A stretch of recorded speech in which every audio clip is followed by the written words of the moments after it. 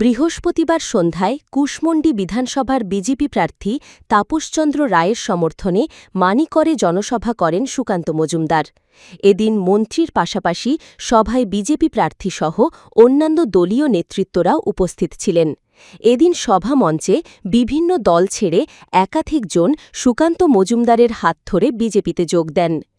এদিনের সভা থেকে সুকান্ত মজুমদার মুখ্যমন্ত্রীর বিমান দেরিতে নামা নিয়েও যেমন কটাক্ষ করেন, তেমনি কুশমন্ডি থানার আইসি ও বিডিওকে কড়া হুঁশিয়ারি দেন। আমাদের কাছে অফিসিয়ালি কিছু অফিসিয়াল কিছু আসেনি। ওই যা কমপ্লেন্ট আছে আমরা এই সময় তো আমরা যে কোনো কমপ্লেন্ট আসলে আমরা সেটাকে ঠিকঠাক করে দেখার আমাদের দায়িত্ব আছে, ওটা আমরা দেখব। প্লাস এটা আপনি কমপ্লেন্ট নিয়ে বলেছেন, আমরা এটাও বলতে চাইছি পাবলিক আমরা এমসিসি চালু হয়ে গেছে, এক্সপেন্ডিচার অবজারভার এক্সপেন্ডিচার রিলেটেড এটাও শুরু হয়ে গেছে।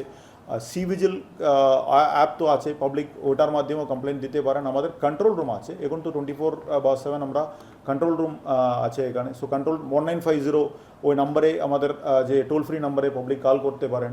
আমাদের কন্ট্রোল রুম নাম্বারও এখানে আছে, লোকাল নাম্বার 035222700014। এটা আমরা ভালো করে আমাদের বাইরে প্রকাশও করব। ডিস্ট্রিক্ট কন্ট্রোল রুম আছে এখানে, পাবলিক যে কোনো ইলেকশন টাইমের রিলেটেড কোনো ডাউট থাকলে বা কোনো ইনফরমেশন পাবলিক পাস অন করতে পারেন। এবং 1950 তো সবচেয়ে ইজি, লোক 1950 টোল ফ্রি কল করলে আমাদের ওই সেম কন্ট্রোল রুমে ল্যান্ড হবে। সো এটা পাবলিকের কাছে এটাও আমাদের এন্ড থেকে পাস অন করে। এই আইসি যদি এরকম দুর্বৃত্তের মতো কাজ করে, আমরা বলবো আইসি সাহেব, দম থাকলে আপনার রাজীব কুমারের মতো পোশাকটা খুঁড়ে ফেলুন, তৃণমূলের ঝান্ডা ধরুন, তৃণমূলের ঝান্ডাটা ধরে ভোটে দাঁড়ান, দেখি কত দম আছে আপনার বুকের পাটা কত বড়।